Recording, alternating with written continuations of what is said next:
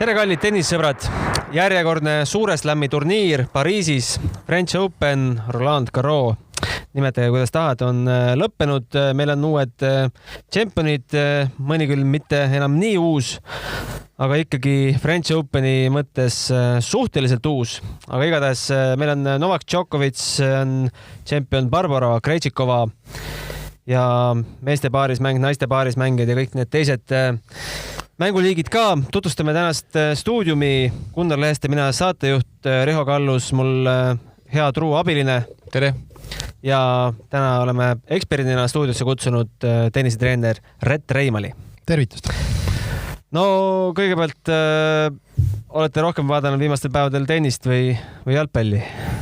Ma üritasin siin, kui nüüd minust alustada, et ma üritasin vaadata paralleelselt niimoodi, et kui tennises olid pausid, poolte vahetused, siis üritasin samal ajal jalgpalli vaadata.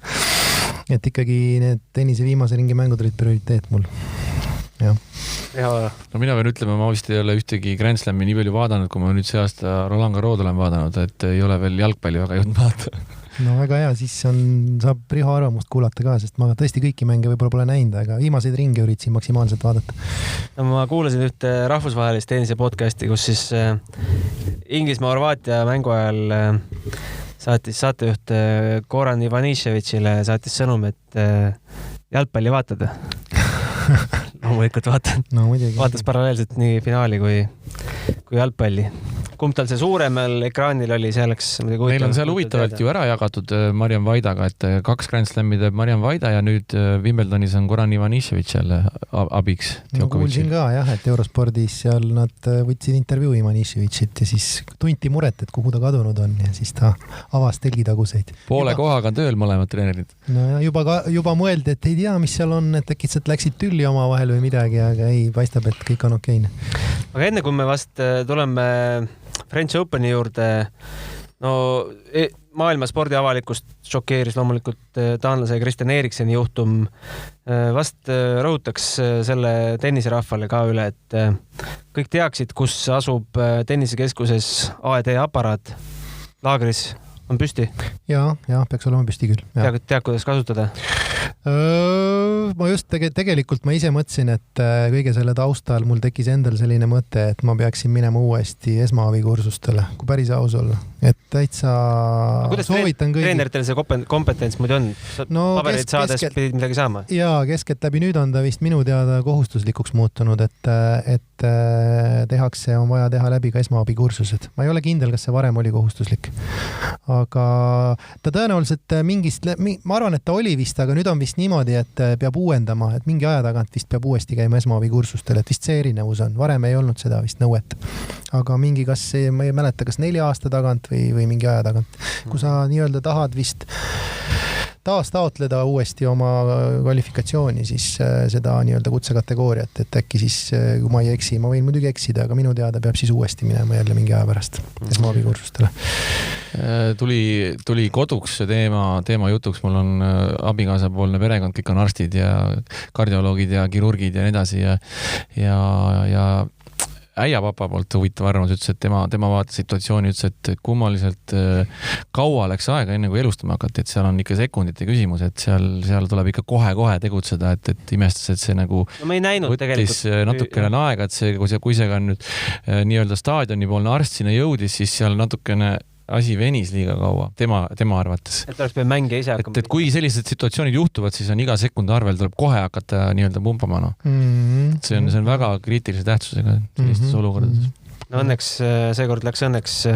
Julgustame siis rääkima kõiki oma treenerite ja üldse oma klubi inimestega, et kuidas teie klubis selles suhtes valmisolek on, et hoiame üksteist ja täiendame oma teadmisi. Aga enne kui me räägime vast finaalidest, mis ei olnud üldsegi igavad, siis meil on siin saates, me pole puudutanud veel Anett Kontaveidi viimaste matšide käekäiku. No kõigepealt teises ringis ju vapustav võit 6-2, 6-0 Kristina Mladenovitši üle. See oli Susanne Lengleni väljakul vist? Jah. Ja ülejärgmine päev siis tiitlikaitsja Iga Swiatek oli vastas juba Philippe Chatrieril ja Sviateki võidunumbrid 7-6-6-0. No Rett, sinuga me Mladenovitši mängust telefoni teel ka rääkisime ja Delfile sai sinu mõtteid edastatud. Sa ütlesid, et ega tal liiga vastu kerge ei saa olema, aga... No tegelikkuses, kui ma nüüd mõtlen selle peale, mis mõtted olid enne mängu ja mis see taktika võinuks olla ja mismoodi Anett mängis, siis minu jaoks mängis ta sisuliselt terve mängu, aga ütleme nii, et esimest setti 100% nii, nagu tal oligi vaja mängida. Selles mõttes, et tema nagu arvestades kõike tema oskuseid, löögi arsenali võimekust, siis minu arvates ta alustas perfektselt seda mängu ja ta suutis seda oma mängutaset väga-väga kõrgel. No ühesõnaga ta suutis väga kõrget taset hoida terve esimese seti jooksul. Lõppkokkuvõttes otsustas selle seti sisuliselt tie-breakis 1-2 viga, et ja Sviatek mängis tie-breaki väga õnnestunult ka, nii et ma ei heidaks absoluutselt mitte midagi Anetile ette, et minu silmis oli see tema esimene sett oli üks parem tennis, mida ütleme oma parimat tennist mängis Anett. Jah, teine sett oli juba keerulisem, sest Sviatek sai sellest seti võidust indu juurde ja enesekindlust juurde, lihtvigu, mitte isegi lihtvigu, vaid ma ütleks, et ta tõstis ka nõksa mängutaset ja loomulikult Anetil sellisel tasemel nii agressiivselt mängides, nagu ta mängis, seda nagu nivood hoida oli erakordselt raske terve mängu jooksul, sest ta mängis ikkagi, ta alustas väga agressiivselt ja ei heidaks küll midagi ette Anetile absoluutselt selles mängus. Vähemalt nii on minu tunnetus selle koha pealt. Ja ikkagi, paberil see 6-0 näeb ikkagi üsna dramaatiline välja. Ta näeb välja kehv, jah, aga tuleb arvestada sellega ka, et ütleme tennisistina ma ei ole küll kaugeltki sellisel tasemel kunagi mänginud, aga võistelnud ja Eesti tasemel ja võin öelda küll, et see tundub küll väga dramaatiline, aga tegelikkuses võivad need kaalukausid tõesti muutuda, et ei saa väita, et Anett loobus seal üritamisest. Kindlasti mitte. Ei, punktid olid tasavägised ja keemid ka. Et seal see kaalukaus võib kalduda ühel hetkel, et kui see sinu, nagu me teame, ta mängis täiesti võimete piiril ja ühel hetkel mingid asjad ei õnnestu ja vastane saab kindlust juurde, natuke mängib aktiivsemalt ise ja see võib nagu väga drastiliselt muutuda see mäng. Väga-väga vähestes asjades on kinni seal, et tegelikkuses oligi nii, et Sviatekil oli kerge varu sees, Anetil seda varu väga ei olnud enam, nii et nii oli. See on see 0-2 tuli nii, et 2 korda oli veel tasamäng ja tasamängu rohkem ei näinud, 30-30 oli veel enne 0-4 ja ka viimane game oli veel 30-30. Eks see kindlasti seal 3-0, 4-0 ja 4-0 peal kindlasti see selge see, et oli juba Anetil raskem võib-olla 100% nagu mängus sees olla ja vastane oli selle võrra palju enesekindlam, nii et kindlasti see teise seti lõpp oli erakordselt raske juba. Iga Sviatek kohtus siis 8. finaalis Marta Kostjukiga, mis ei olnud ka paha mäng. See oli minu arust hilisõhtune mäng ilma publikuta. Sai seda niimoodi silmad pilukil vaadatud. Ega tal seal ka mängu algus väga, väga kindlalt ei tulnud, aga ikkagi lõpuks 6-3, 6-4. Ja lõpetas siis oma turniiri veerandfinaalis Maria Sakkari vastu ja Sakkar võidunumbrid 6-4, 6-4. Väga äge võitlus kreeklanna poolt ja millega ta selle siis võidu välja tõmbas?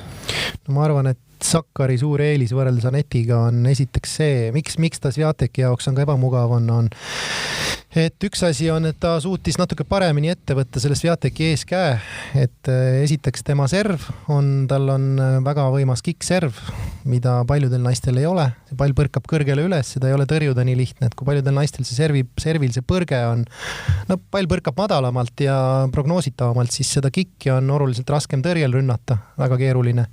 Pluss eeskäe top spin, mida ka väga tugevalt rebitud eeskäsi, mis on väga hästi, ta varieerib väga hästi oma lööke, kasutab väga hästi nii lõigatud lööke kui ka kaetud lööke, rebitud lööke ja suhteliselt agressiivselt survestas ka seda Sviateki eeskäe poolt, nii et tal on mäng mitmekülgsem, ta on atleetlikum, liikuvam, tal on nagu rohkem taktikalisi käike, mida kasutada Sviateki-suguse mängija vastu. Sviatekil minu meelest oli ka jalg sidemest natukene, et ta ei saanud seda eeskätt täie jõuga ka lüüa. Jah, seal võis olla ka füüsiline probleem jah, et ma seal seda mängu nägin, no suures osas ma nägin seda mängu jah, ütleme seda mängu ma ei näinud tervenisti, ütleme ma pärast vaatasin, kui oli Sviatek ja Krejtšikova, et see oli, mitte Sviatek, Krejtšikova, vabandust, vaid Sakari Krejtšikova, et see oli muidugi, see oli turniirimäng praktiliselt, aga jah, seal oli natuke Sviatek, võib-olla päris tema ise ei olnud ka muidugi, et oma parimat ei teinud seal muidugi. Aga oma osa oli kindlasti Sakaril sellest. No. Ja siis Sakari turniir lõppes poolfinaalis, kaotusnumbrid Krejtšikova vastu 5-7, 6-4, 7-9. No kui üldse Krejtšikovast rääkida, siis vast see tennisemaailm, kes väga palju paaris mängu ei jälgi, kellele jäävad need üksikmänguvõitjad rohkem meelde, siis sellele maailmale oli teki suhteliselt tundmatu tegija. No meile muidugi teada, sest on mõned aastad ikkagi tennist mänginud, aga no enne turniiri ei oleks ju parimas unenõus ka osanud arvata, et Krejtšikova just jah, no võidab. Seda küll jah, et üksikmängus teda favoriidiks, ütleme turniiri võitjaks vaevalt, et keegi väga pani, et seda kindlasti. Kuigi võib öelda seda, et teda peeti üheks võib-olla mustaks hobuseks mingis mõttes, sest et ta on ju, kui vaadata selle aasta tulemusi, siis kui ma ei eksi, vahetult enne French Openit ta kas mitte ei võitnud turniiri, äkki Strasbourgis või kus ta nüüd mängis. Et ta on tal on nüüd ju 12 võitu järjest peaks. Jaa, et see oli signaal sellest, et ta võib olla üllatusvõimeline, aga et ta suudaks Grand Slami kohe kinni panna või kas või finaaligi jõuda, et seda ma arvan ei ennustatud küll, aga seda, et ta võib mõne hea skalbivõit võtta ja võib kaugele jõuda. Et kindlasti see üllatus, seda ennustati, et ta võib üllatada. Aga Krejtšikovat muidugi mina mäletan pikka aega juba, sest et kunagi isegi sai siin noorteklassis sai teda nähtud päris palju ja ka isegi meie tüdrukud kunagi, kui nad 16-aastast Euroopa meistrivõistlust paarismängus võitsid, siis Anett ja Tanja Vorobjova võitsid ju 16-aastast Euroopakatel finaalis Krejtšikova Rohanovat. Sina olid tüdrukutega ka siis? Mina ja Märten olime jah siis ja siis oli 16-aastast Euroopakate finaalis olid Aneti ja Tanja vastas olid Krejtšikova Rohanova, nii et Krejtšikova pandi kotti siis 16-aastast Euroopakatel, et mäletan seda hästi. Sa siis ei pandi juba silma peale, et tulevane French Openi võitja? Ei, keeruline oli siis Eesti tüdrukutele aga ütleme Krejtšikova puhul oli siis ka näha juba, et ta on väga-väga osav mängija, et nii nagu on väga hästi ütles Mats Vilander seal, et selliste mängijate puhul ongi noorteklassis tihti peale, et nende arsenal on nii lai, et nad ei oska seda kokku panna seda mängu korralikult üksikmängus. Ja nii nagu ka oli vist, kui ma ei eksi, siis oli ka Jana Novotna, kes oli tema suur korüfee ja 2017 lahkus paraku meie hulgast, et tema oli ka julgustanud just Krejtšikovat, et ära muretse, küll sinu aeg tuleb, küll sa selle pildi kokku paned, et ole järjekindel, ole kannatlik, et küll sinu tund veel tuleb. Ja nii on, jah. Kusjuures kummaline ka väga üsna sarnase profiiliga, aga Jana Novotna oli ju väga hea paarismängija, ka ühe Grand Slami võitnud üksikmängust. Muidugi Krejtšikoval on neid veel võimalusi veel, aga veel, aga jah, tema põhiline mentor. Just, et seal nii nagu Mats ütleski, et Vilander, et ühesõnaga neil on raske, neil on väga lai arsenal ja neil on raske noorteklassis seda õiget pilti kokku panna, et millal, mis löök, kuidas, kuna võimalus on nii palju, siis on tihtipeale katsetatakse, proovitakse erinevaid asju ja mäng võib-olla on kohati liiga laialivalguv ja ei ole võib-olla, et on tihtipeale nooremates vanuseklassides on lihtsam, kui sul on ühekülgsem kätteõpitud mänguplaan, mäng, kindel stiil ja nooremas vanuseklassis, ütleme noorteklassis, see võib tihtipeale alguses edu tuua, aga hiljem loeb väga palju see füüsiline võimekus, mitmekülgsus ja tehniline ja taktikaline mitmekülgsus. Et ütleme, et ta on tasa ja targu jõudnud lõpuks sinna, kuhu ta kuulub, ütleme nii siis. Riho, oli sinu jaoks suur üllatusbomb 25-aastase Tšehhitari võit? No me veel jõuame selle juurde, me ütlesime, et pidime rääkima siin, mida me ennustasime turniiri alguses, mina ennustasin ka tegelikult, ütlesin ka sellele välja, et minu jaoks Iga Swiatek oli praktiliselt sama suur favoriit kui Rafael Nadal. Et seda kumbki nendest ei võitnud turniiri, aga see oli minu jaoks kahtlemata üllatus, aga väga vähe jäi puudu tõesti sellest, et selle karika oleks peakoht kohale tõstnud Sakari. tegelikult sealt jäi väga vähe puudu ja minu jaoks oli see üllatus juba paar aastat tagasi, kui ma Rooma turniiril vaatasin, kui Anett mängis Maria Sakkariga. Ja Anetil on ka minu teada omavahelised kohtumised isegi vist on Maria Sakkari kasuks äkki päris kõvad ja suht 50-50 on alati väga kõvad lahingud olnud. Et minu jaoks oli see üllatus, et tema senine parim tulemus on ju 3. ring Grand Slamit, et ta ütles, et üks hetk see tüdruk peab kuskilt läbi tulema, et see oli minu jaoks juba siis üllatus. Et ma isegi ei imestanud, et ta ja ma arvan, et seda tüdrukut me kuuleme veel ja veel. Kindlasti, jah. No, jõhkralt head füüsilis vormis. No väga-väga hea. See on üks hea näide sellest, et ikkagi kuhu suunda naiste tennis võiks veel edasi liikuda. Et esiteks mul on hea meel, et naiste tennises on esile kerkinud sellised mitmekülgsemad, sportlikumad, atleetlikumad naised. Jah, Sakkari ta on võib-olla no ma ei oska öelda, kui nii tohib öelda, et ebanaiselikult väga selline atleetlik, ütleme nii, et ega keskmine naine nii atleetlik ei ole ja ei peagi olema, aga... No seda on näha ka, et nendes kätes on jõudu ka. Jaa, et ta on nagu väga atleetlik ja pluss ta on väga mitmekülgne mängija ja selliseid mängijaid on juurde tulnud kõvasti, et see nooremas generatsioonis on ikkagi seda võimsust ja füüsilist poolt ja mitmekülgsust on ikkagi rohkem, et ma lihtsalt toon ühe hea näite, et kui siin vanem põlvkond on, ütleme võib-olla natukene psühholoogiliselt on neil raske Serena Williamsi vastu mängida ja varem oli näha, kuidas Serena on füüsiliselt ja sellelt nagu mängutempolt võimsuselt üle, siis tänasel nooremal põlvkonnal ei ole suur probleem. Ei ole enam nii suur probleem Serena vastu mängida, kuna paljud servivad väga hästi, sama Rõbakina, kes võitis, servivad väga hästi ja mängivad, on võimelised, kuna neil on füüsis parem ja nad on võimelised selles kiires tempos, on võimelised oluliselt paremini mängima ja nad ei tee teist nägugi, vaatab kalapilguga Serena Williams, mis seal sikka on ju. Aga võib-olla selle vanemal põlvkonnal on meeles see Serena domineerimine ja on psühholoogiliselt raskem tema vastu mängida kui nendel uutel tulijatel. Aga muidugi suur üllatus ikkagi taaskord aasta alguses oli siin selline tunne, et naiste tennises hakkavad tekkima selgemad favoriidid ja meeste tennises hakkavad kaardid minema lahti palju rohkem. Vaatame, kui palju on erinevaid ATP turniiri võitjad sellel aastal. Siis Prantsusmaa lahti tõesti taaskord täpselt vastupidist. Ringiga tagasi. Kõik 4 poolfinalisti pole kunagi nii kaugele jõudnud naistest ja meestel nagu kivid täpselt samad, kes pidid tulema sinna poolfinaali. Just, et kui vahepeal tundus. Ja tundus, et hakkab justkui, aga taaskord see tõestab ja näitab seda, et ikkagi see on absoluutselt teine tennis, Grand Slam, 5 parem ja ei ole midagi muutunud. Nojah, ja tõesti, kui sa vaatad, et kõrgema rankinguga mängija oli poolfinaalis, ma saan aru, oli vist Pavlyuchenkov äkki, 31 asetus. Sakkari oli 17 asetus. Vabandust, Sakkari ikkagi oli kõrgem, jaa. Aga 2 asetamata mängijat, eks.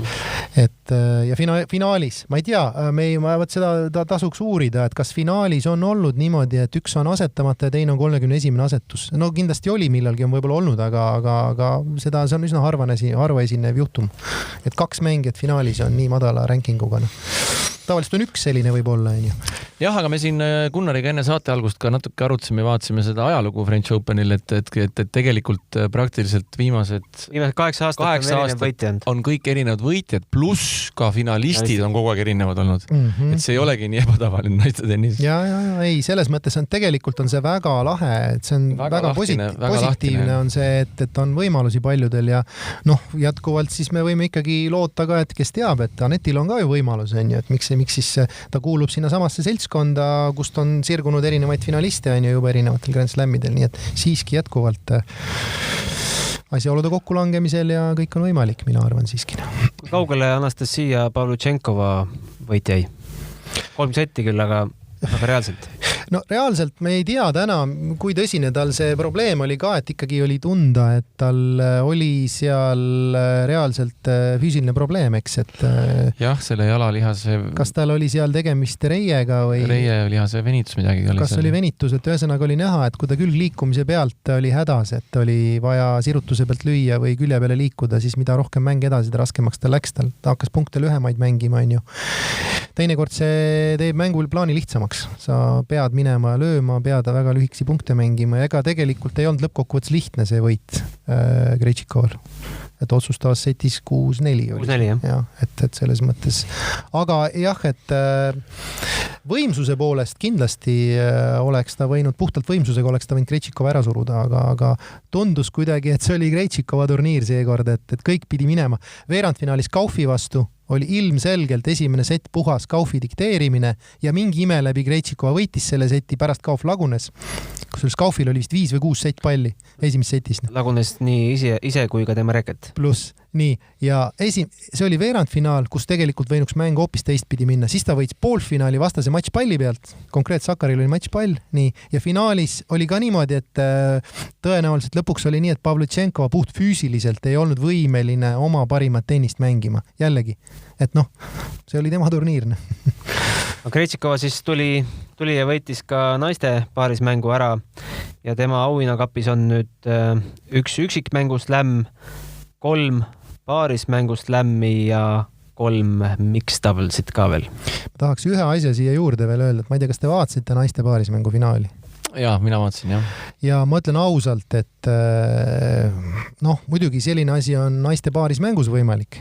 Et ühesõnaga võidetakse Grand Slam, kus ühel mängijal on väga-väga tõsine probleem serviga.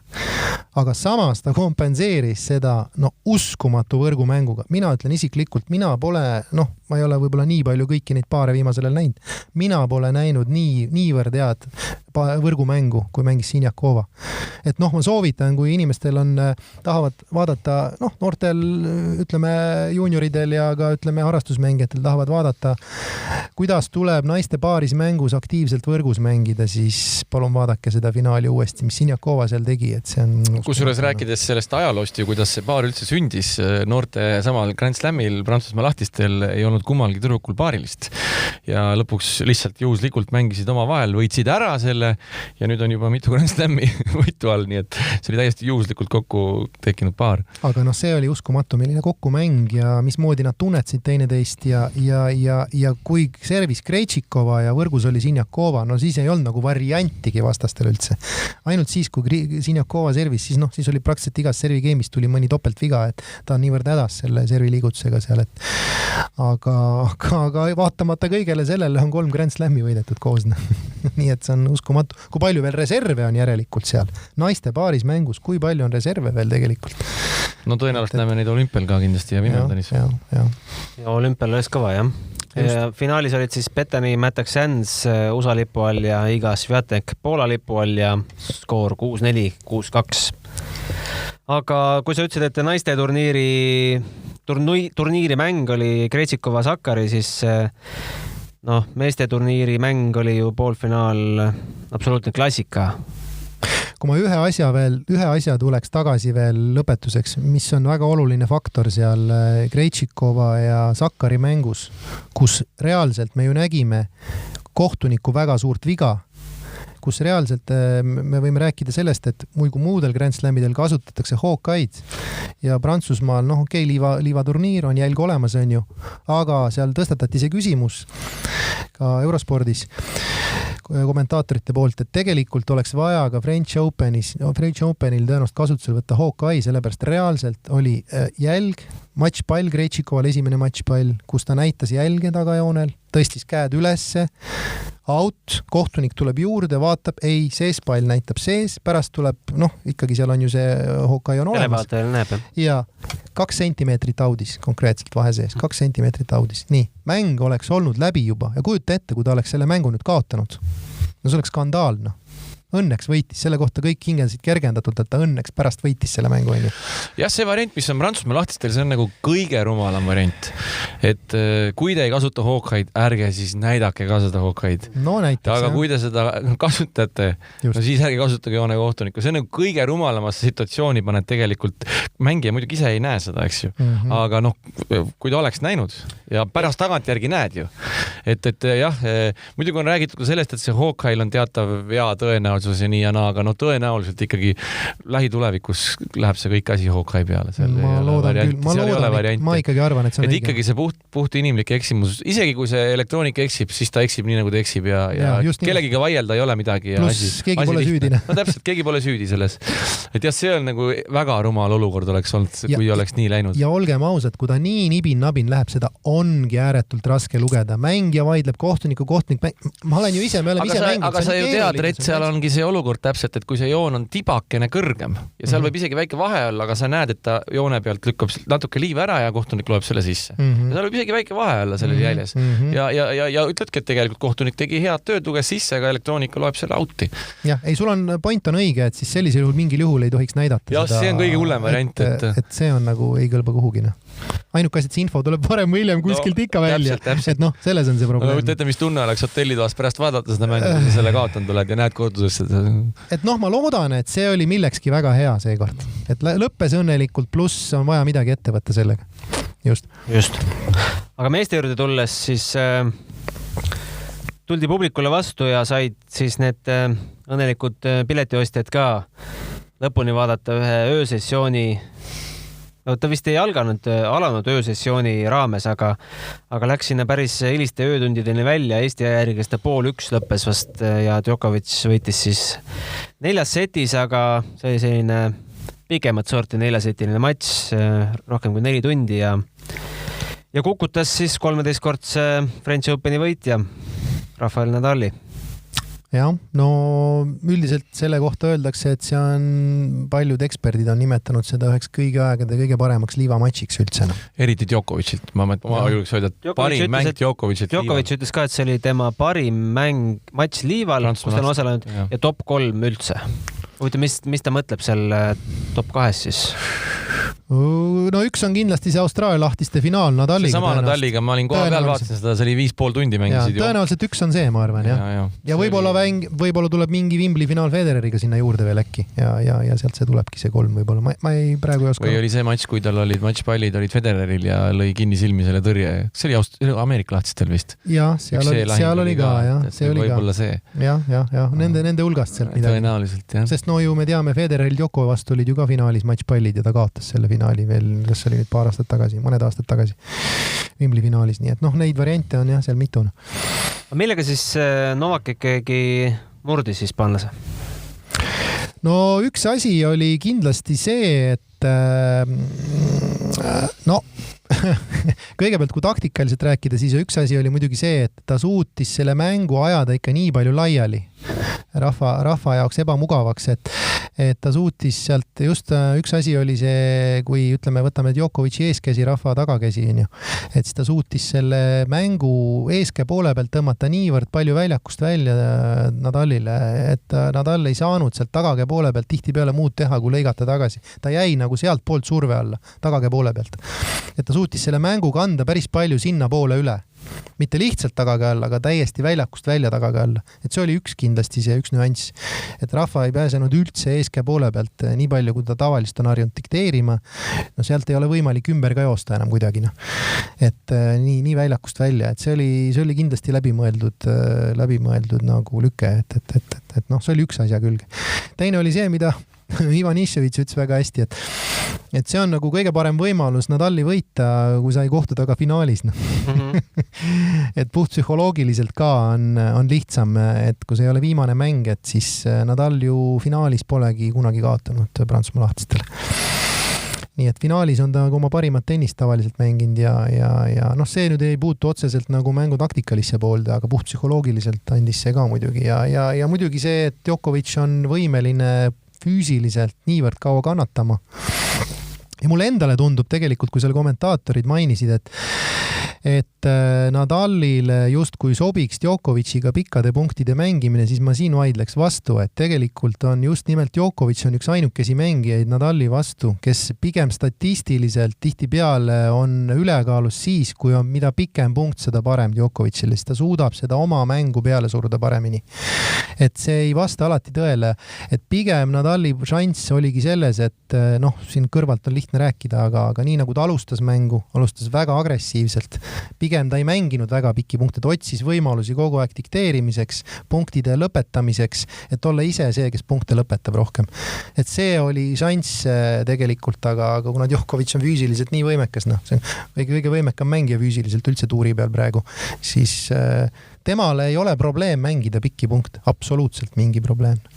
Nii et see on ainuke koht, kus võib paljud arvad, et Nadali vastu pikkade punktide mängimine on, et ütleme, see on surm, aga ühele mängijale see ei ole kindlasti. Nii et see on asja üks külg. Eks seal on nüansse veel palju ja väga oluline on see, et Djokovic'i esimene serv on kõvasti, mitte ainult esimene serv, tal serv üldse väga palju paremaks läinud aastate jooksul, et ta on tõeliseks relvaks kujunenud ja ta on võimeline seda väga tähtsatel hetkedel väga hästi kasutama relvana, nii et ja pluss paneme juurde maailma parim servitõrje. Täiesti kindlalt maailma parim servitõrje on Novak Djokovic'il. Selles ei ole nagu kahtlust. See protsent, mismoodi ta suudab palli mängu tuua pikalt, see on uskumatuna.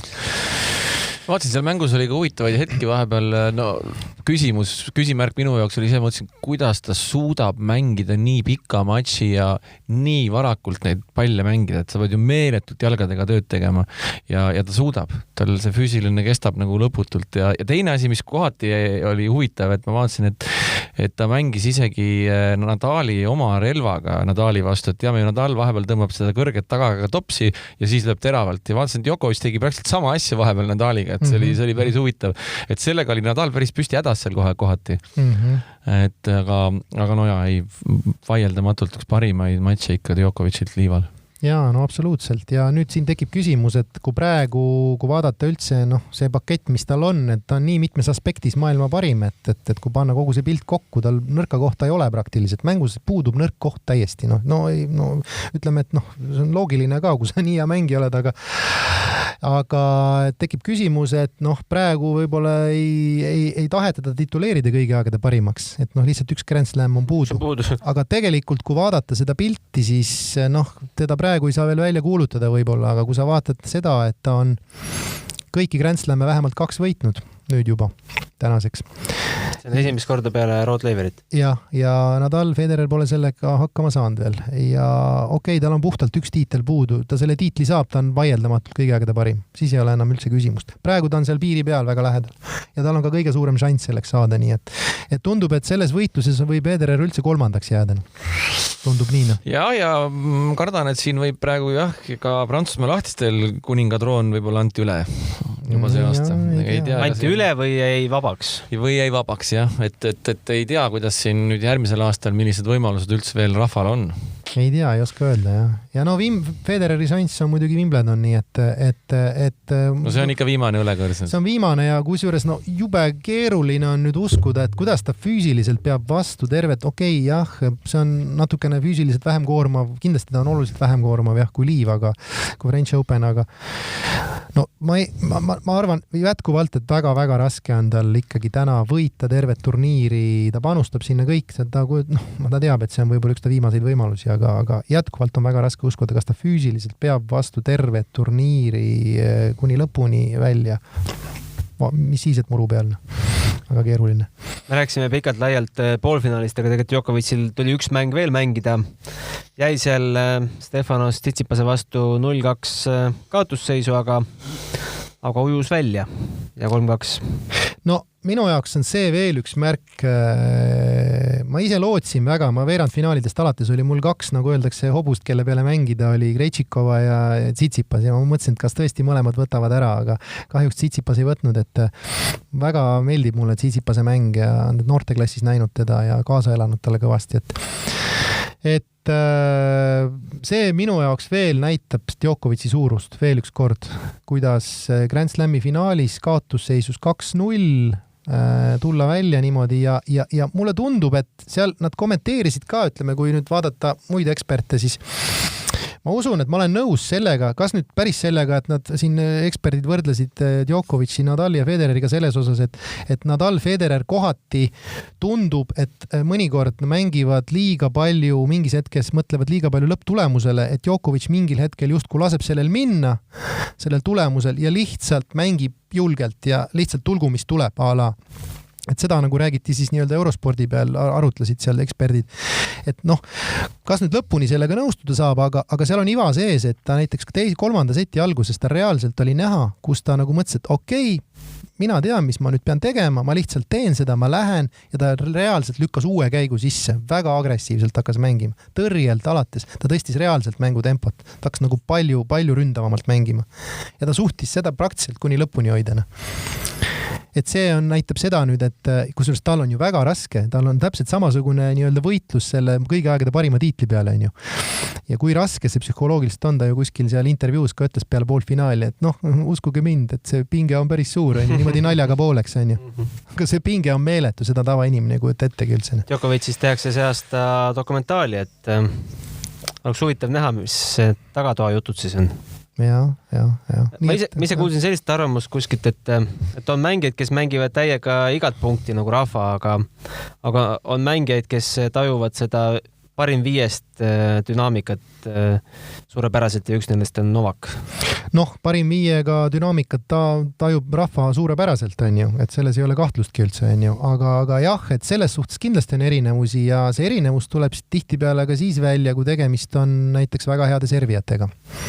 Nad teinekord on niivõrd kindlad oma servis, et kui nad on, ütleme, ja ütleme, et seal, ütleme, nad on breigi teinud, nagu Federeri puhul on see tihtipeale me oleme näinud, et ta on teinud murde ja ta ei kulut kuskil nagu ekstra energiat enam ei pane tõrjegeimidesse, kui ta jääb seal selgelt taha. Ta kas proovib mingit asja, seal harjutab midagi, ta nagu laseb sellel olla, nagu ta on ju, ei tule, siis tuleb, on ju, ja usub nii tugevalt oma servi, et sellistel, siis on see võimalik, jah.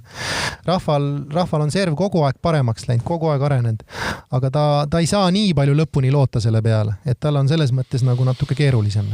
Et see on nagu üks aspekt kindlasti. Kunagi tegi Sampras samamoodi, täpselt samamoodi, Piet Sampras, üks suur fantastilisemaid servijaid ka kuskil tõrjegeimides, kui ta oli murde teinud, lihtsalt juba läks nagu natuke täispanga peale.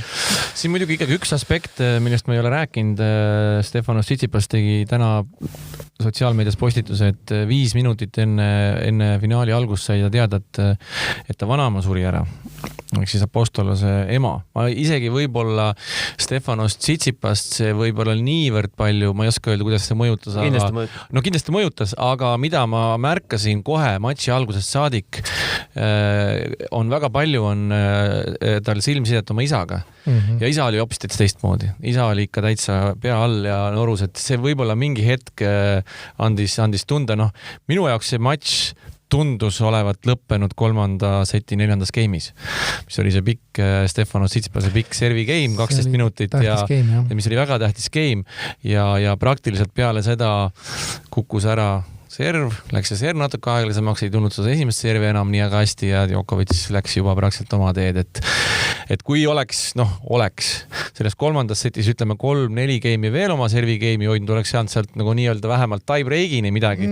See oli kõige suurem variant Tsitsipase. Sellega ma olen täiesti nõus, et mulle tundus ka 3. setis, et Tsitsipase huvides oli see set ikkagi vähemalt nugade peale saada, et Djokovicil ei tekiks koheselt seda kindlust, et ta on mängus tagasi. Aga tal tekkis väga ruttu see kindlus, et ta on mängus tagasi ja muidugi suuresti tänu oma agressiivsusele ka, et ta reaalselt lükkas teise käigu sisse. Aga muidugi kahju, et ka puht füüsiliselt jällegi noorem mees ja kõik, aga ikkagi füüsiliselt lõpuks pidas paremini vastu Djokovic. Tsitsipas võttis seal meditsiinilise pausi, on ju, ja oli tunda ka tegelikult, et tal oli probleem sealt, kas siis, ma nüüd täpselt ei tea, kas kuskilt paremas puusas või kuskil tal see liikuvus vähenes, nii et tegelikult oli näha jooksu, see mentaalne pool kindlasti, absoluutselt. Aga oli näha, et tal ka tegelikult eeskäe nurgast ta ei saanud jalgu enam. Ta ütles, et tal oli puus kinni ja pärast sai lõpupoole lahti. Jaa, aga tal oli näha, et eeskäe nurgast ta ei saanud korralikult jalgu paika, ta ei saanud enam nii nagu alguses, ei saanud normaalset löögipositsiooni, ta ei saanud sealt vajutada nii nagu ta alguses vajutada. Ta on ju meeletu ümberjooks ja alati eeskäe peale, ta teab meeletult töölt jalgadega. Nii et kui sa maailma parima vastu kuskil natukene rebenema hakkab, siis on jube keeruline, nii et vaatamata sellele, et tegelikult tegemist on maailma esireketi mängu ja 2021. aasta jooksva maailma parima hetke edetabeli seisuga parima tennisistiga, et see oli nagu 2 parimat mängijat finaalis, et kahtlemata.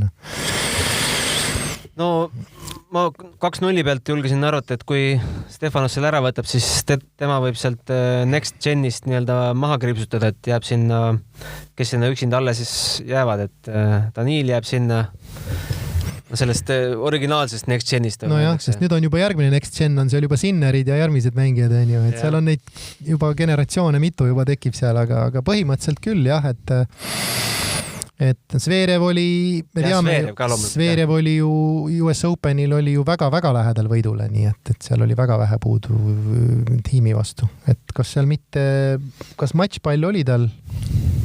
Äkki tal oli matšpall? Oli ka matšpall ja no praktiliselt esimesed kaks setti oli ju game'i võitmisega probleeme Dominic tiimil.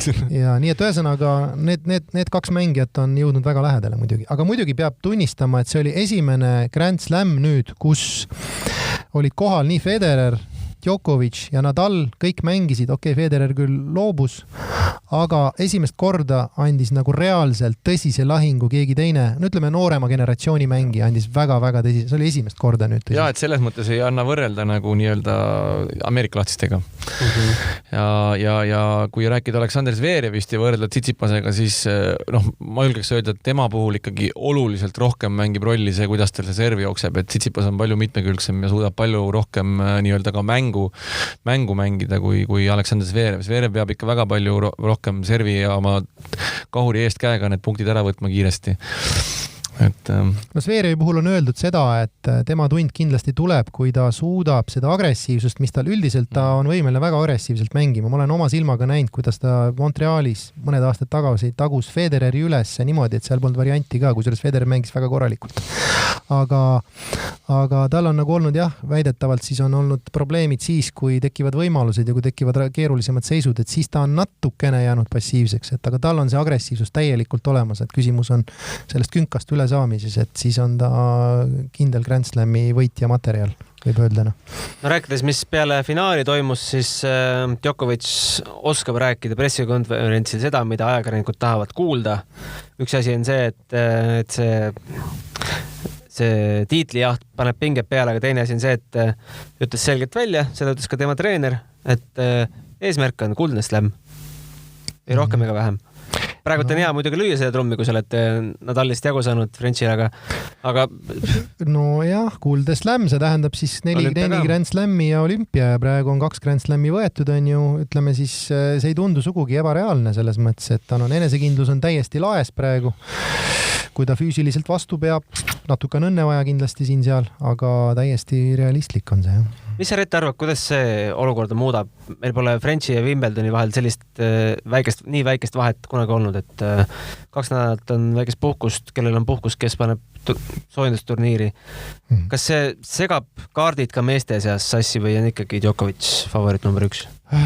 Ma ei oska, ma saan aru, et see vahe on 1 nädalane tegelikult ju turniir vist hakkas nädal hiljem, et selle võrra on nüüd see vahe väiksem on ju nädala võrra, et kui me taastumise mõttes räägime, siis nagu ei tohiks otseselt nagu nii suur probleem olla. On ikkagi rida mehi, kes ju piirdusid paari mänguga Frenchi. Ja, no kui me räägime ainult nendest, kes viimastesse ringidesse jõudsid, et seal on ka see, et jah, et Federer võib-olla kuskil sellepärast jättiski pooleli, et see on nagu eraldi teema, on ju, see pooleli jätmine on ju, aga jah, et oligi, et natuke säästa ennast, et vana mees juba ja et olla valmis Wimbledoniks. Ma arvan, et kui Djokovic suutis peale sellist, mina isiklikult nagu mõtlesin, et kui ta Nadaliga sellise mängu mängib ära ja nüüd oli Tsitsipas 2-0 eessettidega, siis ma tõesti ei uskunud, et peale nii rasket mängu, olles nüüd 2-0 taga ka Tsitsipasega, et vist ei tule enam välja sellest seisust. Aga ilmselgelt on tegemist nagu niivõrd hea, geniaalse mängijaga, et see on uskumatut. Järelikult, kui ta sealt nii tuli välja, miks ta siis ei võiks 2 nädala pärast Wimbledoni võita? Miks? Ja mul tuleb meelde ju Rooma turniiri situatsioon, kui ta pidi ju mängima 2 mängu eelneval päeval, kui mängis Nadaliga finaali. Ja siis oli ka selline tunne, et see ei ole võimalik. Kuidas sa seda finaali mängid? Mängis geniaalse finaali, oli väga lähedal selle turniiri võidule ka tegelikult. Et nende meeste puhul ei tea, et pigem on nii, et anna ainult challenge'it ja tuleb veel paremini välja. Loodan, et selles dokumentaalfilmis keskendutakse ka sellele, kuidas ta ennast vormis hoiab, mida ta teeb reaalselt. Me oleme rääkinud, et võiks siia Indreku kutsuda uuesti saatesse rääkima, mida Kaia teeb, aga see, mida Novak teeb, see on ju, ma ei tea, kosmos. Nojah, see tundub kohati juba täiesti peaaegu, et ebareaalne tundub kohati. Et kohati see võib isegi mitte, et mina seda arvaks, aga kohati see võib osadel küsimusi tekitada lausa konkreetseid küsimust, kuidas see võimalik on tegelikult. Okei, kui sa teed kõik õigesti, taastumised, toitumine, puhkus, kõik asjad on ju medikamentoolselt lubatud asjad. Mida, ma ei taha ka näpuga näete, aga me nägime see, mis Vene häkkerid avaldasid need edetabelid, seal olid need meditsiinilised erandid, et see Serena list oli kilomeetrite pikkune. Et ega tennises tegelikult nagu see on täiesti tume teema, et tennises üldse läbi aegade ju dopinguga vahel jäämisi on ju üldiselt väga vähe olnud. Ja igasuguseid spekulatsioone on olnud, et selles mõttes see pole meie. Ukrainlanna veel võitleb, loodab olümpiale pääseda, aga ootused on üsna nullilähesed vist. Et selles suhtes siin nagu spekuleerida pole mõtet, aga fakt on see, et see on uskumatult hea taastumine, midagi pole öelda, et siis kas tehakse midagi väga-väga õigesti ja tõenäoliselt tehakse väga õigesti, aga isegi sellest ei pruugi alati piisata. See Novaki tervise teema oli, kas see oli viimane US Open, kus tal oli see mingi kõhuprobleem, kus tal oli väga lähedal loobumisele, aga no tal on karjääri, ütleme, esimeses pooles oli tal väga tihti neid probleeme tervisega ja eks ta oma raamatutes on ju ka rääkinud sellest, et väga palju justkui ongi, ta ütlebki, et on tohutult aitaski see toitumise teema on ju, õigele rajale jõuda on ju. Et eks seal on palju muid asju ka veel juures on ju, aga karjääri esimeses pooles oli tal tihti peale probleeme tervisega ju. Küll oli seal kõhuga, küll millegi muuga on ju. Et ja tuletame ju meelde ka, millises augus oli ju Djokovic vahepeal, ta oli ikka väga augus, ta ikka kaotas ikka kõigile vahepeal ju. Ja vahepeal ei uskunud ka keegi, et ta uuesti tuleb niimoodi tagasi ja ta tuli veel paremini tagasi. No paralleele tuues näiteks Dominic Thiemist, kes on praegu samasuguses seisus enam-vähem tundub. Ja. Aga rääkides, Federeri loobumisest, ma arvan, et see on omaette teema tegelikult ja see on siin ka teemana kirjas, et kolmandas ringis võitis ära sakslase Dominik Köpferi maailma 59. reket, surus käppa, ütles, et aitäh, hea mäng, aga siis juba pressikonverentsil tulid jutud, et ei tea, kas enam järgmist mängu mängin ja päev hiljem siis oligi selge, et otsustasin ennast tiimi turniirilt maha võtta pärast 2 põlveoperatsiooni ja enam kui aastas taastusravi on oluline, et oma keha kuulaksin. Ma ei tohi end taastusravi ajal liiga kiiresti suruda, mul on hea meel, et sain 3 kohtumist kirja, pole paremat tunnet kui platsile naasta. Ja siis kõige teravamalt ütles vast endine paarismängu esinumber ja endine Australian Openi turniiri direktor Paul McNamee, kuidas me hääldame teda? McNamee. Et ütles Twitteris, et sa pole siin mingis kommipoes, kus sa saad valida, millised matse sa mängid või ei mängi. Sinu teod mõjutavad teisi ja ka turniiri. Kuidas teie vaatate sellele? See on niisugune, selles mõttes me oleme siin ka isekeskis arutanud ja eks igal ühel on õigus oma arvamusele ja loomulikult nagu võib nii ja naapidi arvata, et võib-olla oleks nagu kavalam olnud lihtsalt taandada asi vigastusele ja kogu lugu. Et ma ei oska öelda, et see nagu jätab natuke halva maigu jätab, et nagu võib-olla see, ma ei tea, mis Prantsusmaa lahtiste korraldajad selle peale mõtlevad, on ju, et mis asja, et ma nüüd jätan selle pooleli ja siis valmistun Wimbledoniks, et Wimbledon on tähtsam, mis siis on ju, aga et ta võib jätta nagu halva maigu natuke selles suhtes. Et selle koha pealt ma saan aru, et justkui Federeril on kõik lubatud, kõik nagu justkui on ka sellist arvamust avaldatud. Sellepärast ta pääseski ilmselt avalikkuses kergemalt, et ta on Federer. Jah, sest tegelikkuses üldiselt, et kui turniirilt maha võtmiseks reeglite järgi peab olema selge põhjus, kas siis tõsine terviserike, kas siis mingisugune vigastus on ju, midagi sellist on ju. Lihtsalt, et ma olen väsinud ja et lihtsalt ma valmistun turniiriks, tõenäoliselt seal toodigi mingisugune vigastus, ametlikult võib-olla oligi, on ju. Aga ma ju taustu ei tea täpselt. Selles avalduses ta ei ütle midagi vigastust. Jah, et see avaldus oli selline, mis nagu natuke tekitas seal kindlasti pingeid, on ju, üldsuses võib-olla, on ju. Oleks seda teinud Kyrgios või Benoit Paire, siis meest ei oleks olemas meie jaoks. Jaa, vot just nimelt, et tegelikult seal on selles suhtes küll, jah. Jah, aga selles mõttes ma olen nõus muidugi, et kui vaadata nüüd üldse kogu seda tema tagasitulekut sellel hooajal, et teame ju alustas Doha turniiril, kus võitis Daniel Evansit matšpalli pealt, kus juures Daniel Evans oli matšpall ja siis kaotas turniiri võitjale Basilashvilile. ja seesama Daniel Evans on ju täna võitis Monte Carlos liiva peal Novak Djokovic ennast. Et ei olnud üldse sugugi halb turniir. Kaotas matšpalli pealt turniiri võitjale, võttis pausi. Siis tuli uuesti tagasi, tegelikult mängis väga korraliku mänguga Andu Harriga, samamoodi oli murdega juba otsustavas seti sees, ei olnud mängu pildil häda midagi, kaotas selle mängu, jälle paus. Et see kuidagi ja nüüd see Prantsusmaa lahtised ka, et tekitab küsimusi jah, natukene, et kui sa näed, et nüüd on kohe Wimbledon otsa tulemas, sa justkui tahaks nagu mingit mängu alla saada Wimbledonile, aga no palun väga, ATP 500 muruturniir Stuttgardis oleks võinud mängida seda turniiri, siis oleks saanud ju muru peal juba mängida, et see kuidagi jah, ja me arutasime ka seda, et tegelikult ega Berrettinile tehti korralik teene ja Djokovicil oli ikka kõvasti rabistamist Berrettiniga, et Berrettini sai ju puhata korralikult, et seal sa võid need kaardid ikka päris sassi lüüa küll sellises turniiri teine nädal ka, et ega ta jah nagu ei paista ilus välja. Ja, et noh, selles suhtes jah, et mul nüüd mõttelõng kadus ära, et aga mis ma tahtsin nüüd öelda jah, et läks mõttelõng ära Ühesõnaga, Wimbledon on ukse ees. Mina tahtsin rääkida veel ühest mehest, mida ma oleks väga-väga tahtnud näha. Ma oleks väga tahtnud näha veerandfinaali Aleksander Zverev, Kaspar Ruud.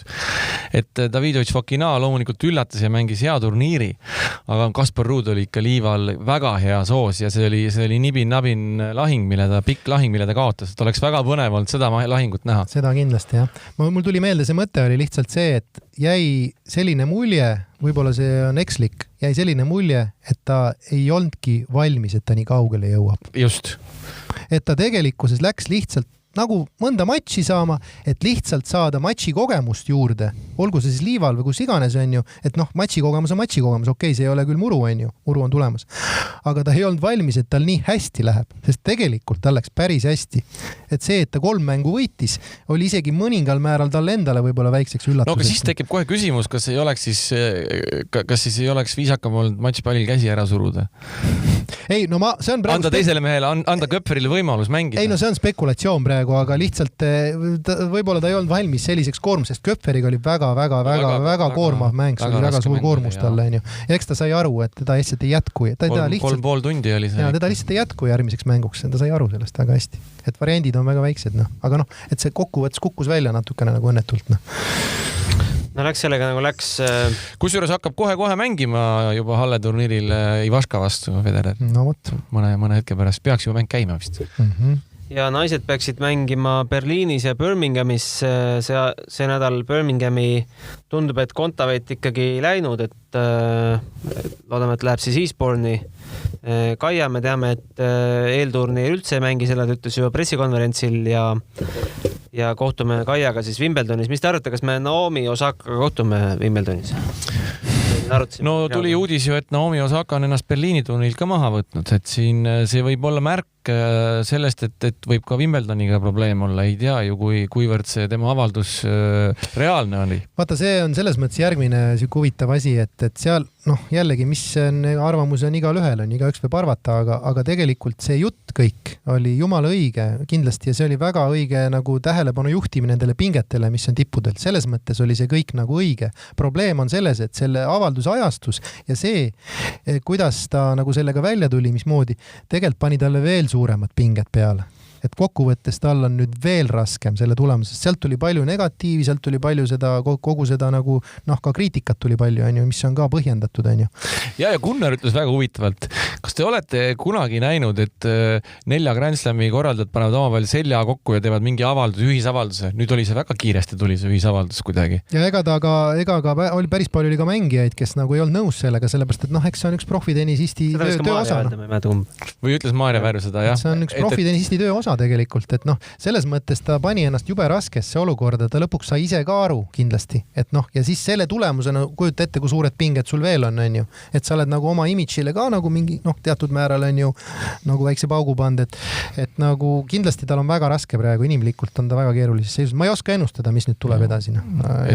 Ma pigem tahaks näha, et 4 Grand Slami korraldajad saaksid omavahel, paneks seljad kokku ja lepiks kokku, missugused punktireeglid meil on tennises. Kõik teevad oma reegleid. sest lõppude lõpuks on ju tegemist demokraatiaga, sa ei saa ju kuidagi hakata ju limiteerima ka, et umbes neid ajakirjanikke ei lase, neid küsimusi võib küsida, neid ei või. No siis... ei saa ka seda teha, et sina ei pea pressikonverentsit olema, aga teine tüdruk peab. No jaa, et siis me oleme vabas maailmas elame, et kuidas me nagu neid asju, ma ei tea. Ja vaata, kui oleks seda Naomi Osaka pressikonverentsid on väga nauditavad tegelikult, teda on nii nauditav kuulata, ta räägib väga huvitavalt ja alati pressi tähelepanu on väga suur sellele olnud, et kuidagi kurb on, et kaks asja natukene aeti nagu segamini, et ma ise saan ka väga hästi sellest aru, kui sa oled ikkagi 4,5 tundi väljakul olnud ja sul matšpallid on ja sul pannakse mikrofon ette, kui sa oled kaotaja. See on hoopis midagi muud, aga kui me räägime üldse pressiga suhtlemisest, see kuidagi, need asjad läksid kuidagi seal segamini.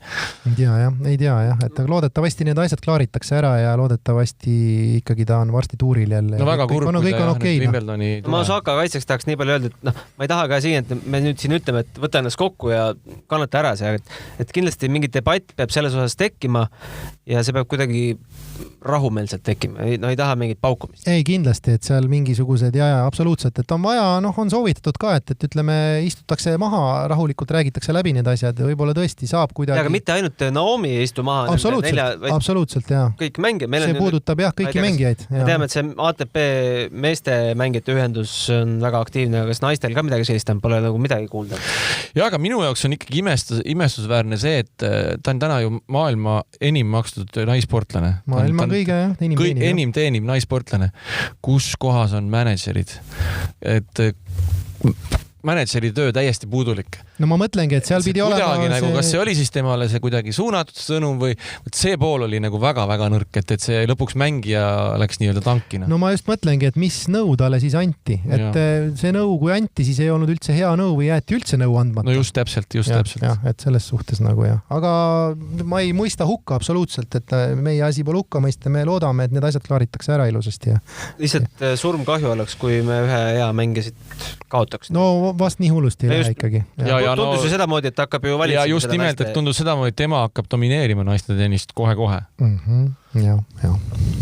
Nii on, jah. Siuke lugu. Vast paneme siinkohal punkti. Meil on juunis tuleme kindlasti veel Wimbledoni eelse saatega. Juulis hakkab juba, kõigepealt hakkab muidugi Wimbledon ise ja juulis hakkab ka Eesti meistrivõistlused. Kas me üldse teame, kes meil tulevad üldse Eesti ikka mängima? No Rett võib-olla läheb.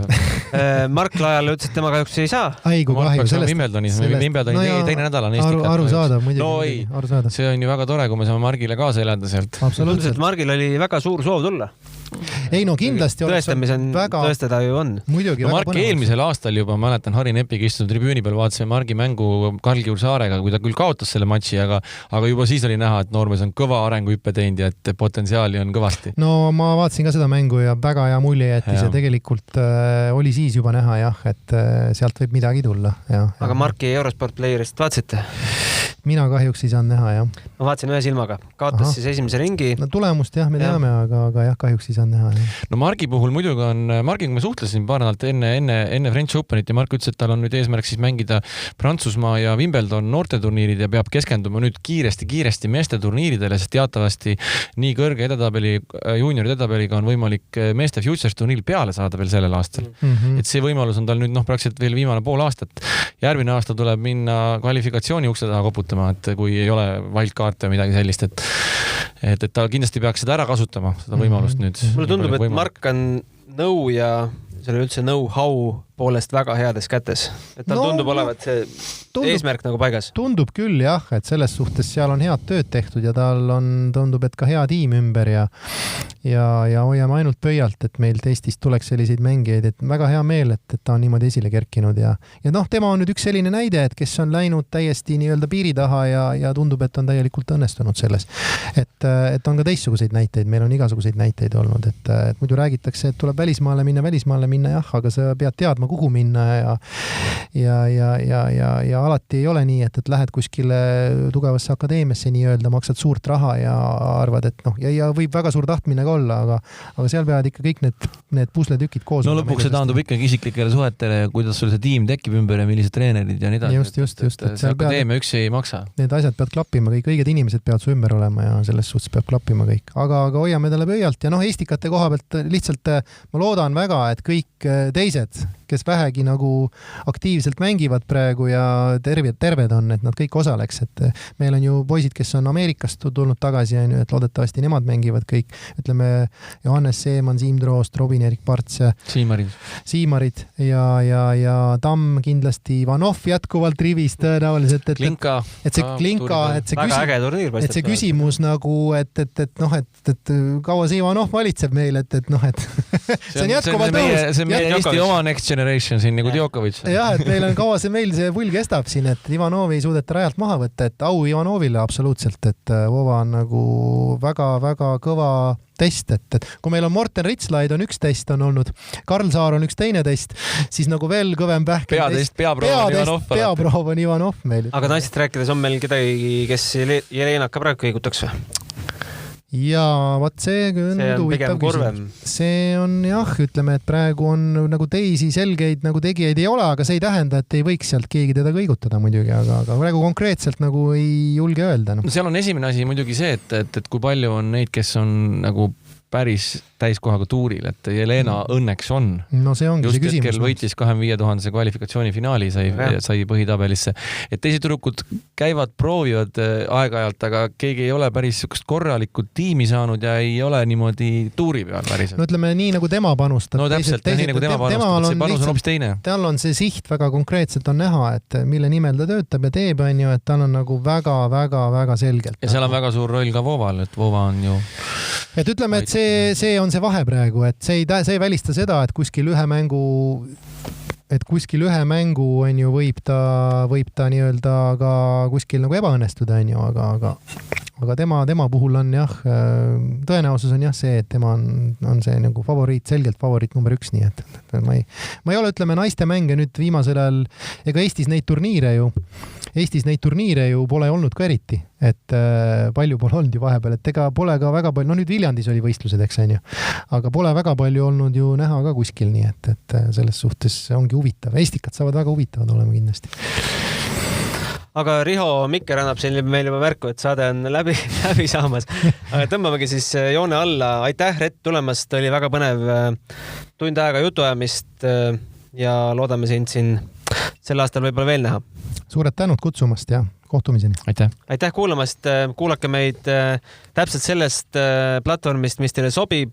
Valige selleks kas Delfi tasku, SoundCloud, Google Podcast, Apple Podcast, iTunes, Spotify, kõik rakendused.